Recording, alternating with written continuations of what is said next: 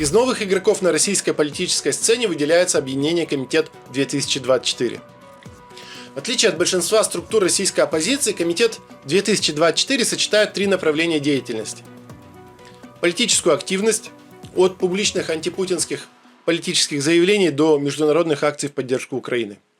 Аналитическую работу, включая разработку стратегических докладов, таких как о стратегии российской оппозиции на президентских псевдовыборах и доклад «Мы после Путина». Прикладные проекты, юридический мониторинг псевдовыборов, проект, направленный против российского фашизма «Стоп-рашизм», общественная кампания в поддержку Украины «Ангелы в наших сердцах». Организация фокусируется именно на прикладных действиях, которые наносят прямой и ощутимый ущерб путинскому режиму.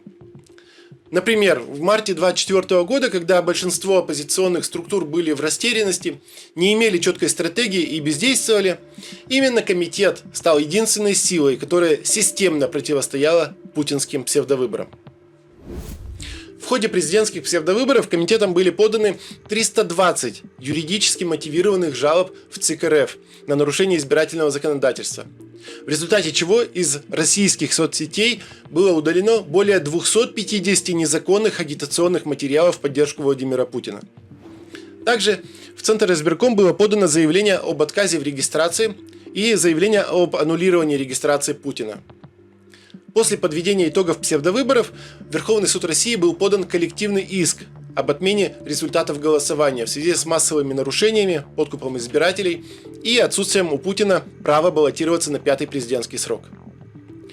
Впоследствии Комитет 2024 стал инициатором подачи жалоб на нарушение избирательных прав в Комитет по правам человека при ООН. При этом комитет действует в условиях максимального противодействия со стороны российских властей. Через 3 месяца после создания он был признан нежелательной организацией.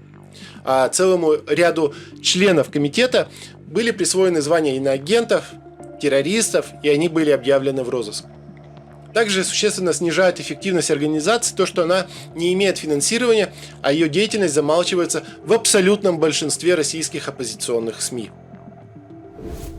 Отдельное направление антипутинского сопротивления сегодня – это движение за независимость республик и регионов России. В отличие от центральной оппозиции, деколонизаторы не стремятся реформировать Россию. Они предлагают ее демонтировать как империю. Для них война не просто катастрофа. Это финальный аргумент в пользу деколонизации. Среди этих организаций выделяются правительство Чеченской республики Ичкерии в изгнании под руководством Ахмеда Закаева, Комитет башкирского национального движения за рубежом под руководством Руслана Габасова, правительство Татарстана в изгнании под руководством Рафиса Кашапова, а также движение Свободной Ингрии, Свободной Удмуртии и еще множество организаций. Также все большую роль начинают играть платформы деколонизаторов, такие как Лига свободных наций и Форум свободных народов пост-России. Сильная сторона этих сил – радикальная постимперская альтернатива, четкий образ будущего, опора на локальную идентичность и хорошее знание местной специфики. Но есть и серьезные ограничения. Это кадровый дефицит, отсутствие устойчивого финансирования большинства организаций. Также вызывает настороженность имеющийся у некоторых движений риск скатывания в этнический радикализм, который отталкивает русское и смешанное население регионов, играя на руку кремлевской пропаганде.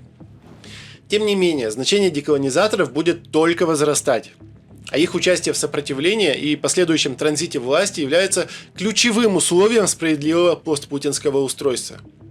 Игнорирование их субъектности – это продолжение имперской оптики, которая привела к сегодняшней войне против Украины и сотнями лет обрекала народы, населяющие страну, на жизнь в условиях диктатуры. Поддержка, диалог и включение в широкий демократический процесс движений за независимость регионов – это стратегическая задача оппозиции. Без них будущая архитектура будет не полной, а стабильность иллюзорной. Сопротивление путинскому режиму сегодня существует в самых разных формах. От партизанской войны до международной адвокации. Но при всей широте палитры оно остается глубоко фрагментированным. Организации действуют параллельно, зачастую не взаимодействуя друг с другом.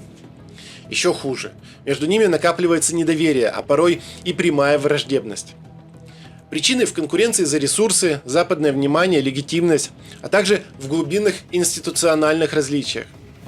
Кто-то работает как экспертная структура, кто-то как медийный проект, кто-то как политическая платформа, кто-то как партизанское движение. В итоге, даже в вопросах, где возможна солидарность, например, по вопросу освобождения политзаключенных, возникает поляризация. Не договоренность, а бойкот. Не совместная работа, а обесценивание работы другого. При этом к конфликтам приводят как непомерные личные амбиции политиков, так и отсутствие общей стратегической рамки. Нет согласованного понимания, как выглядит победа, какие средства допустимы, что считать успехом. Одни делают ставку на международное давление, другие – на военные действия, третьи – на протест внутри страны, четвертые – на деколонизацию России, а пятые – вообще на сохранение ее единой и неделимой. Формируется не фронт сопротивления, а пестрое поле. И каждый центр как будто говорит на своем языке.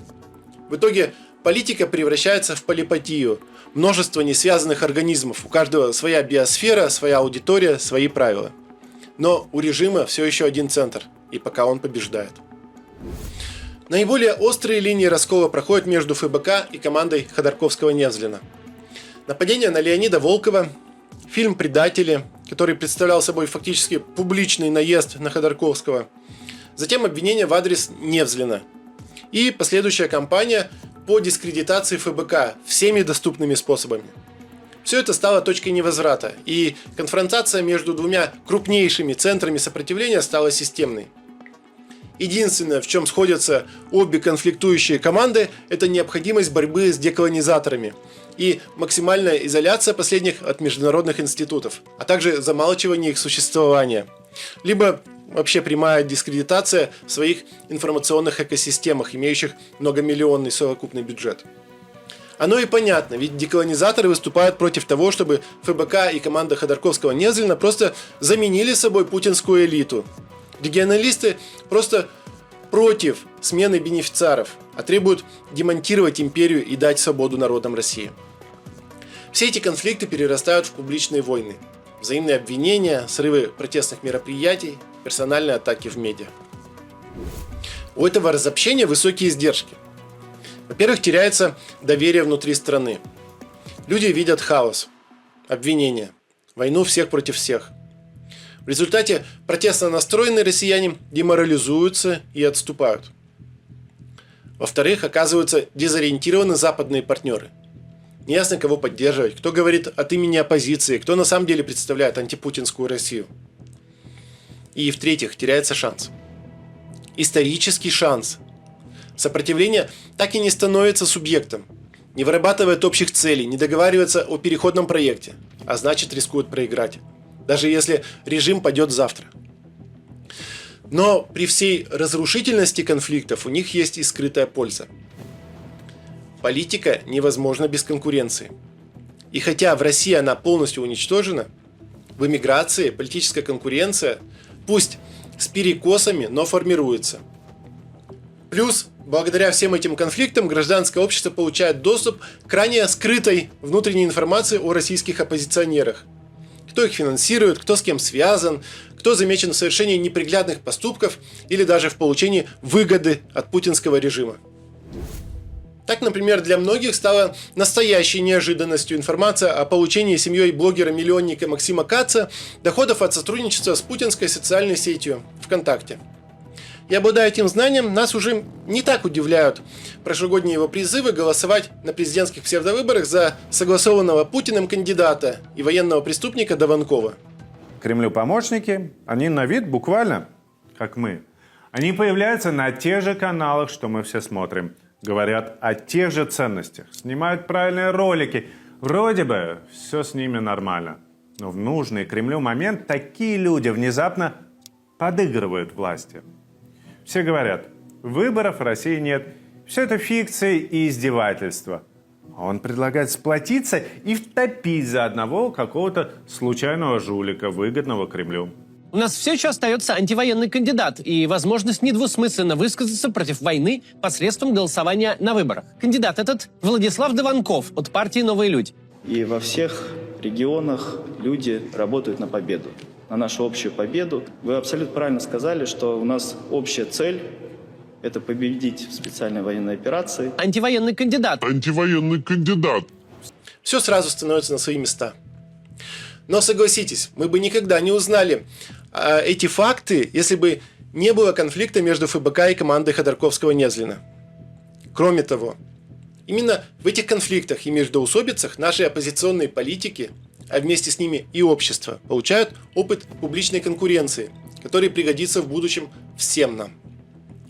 Эти конфликты заставляют россиян критически взглянуть на их участников, увидеть их моральный облик, методы борьбы, что позволяет потом сделать определенные выводы и уже более объективно принимать решения о поддержке того или иного политика. Российская политика в изгнании сегодня это уменьшенная модель будущей постпутинской России. Со всеми ее амбициями и страхами, с конфликтами и ростками нового. Мы видим разобщенность, взаимную подозрительность, конкуренцию за ресурсы. Но это лишь одна сторона, есть и другая. Институциональная слабость, хроническое недофинансирование, усталость и выгорание. У многих организаций нет ни команды, ни поддержки, ни понимания, что делать дальше. В главных оппозиционных центрах видна растерянность, которая подменяется громкими конфликтами. В этих условиях международная поддержка слабеет. Запад просто не видит в нас единого субъекта, не понимает, кого поддерживать, и все чаще делает ставку на сдерживание режима, а не на его демонтаж. Но это не конец. Это лишь точка, из которой можно начать движение, если понять, куда двигаться.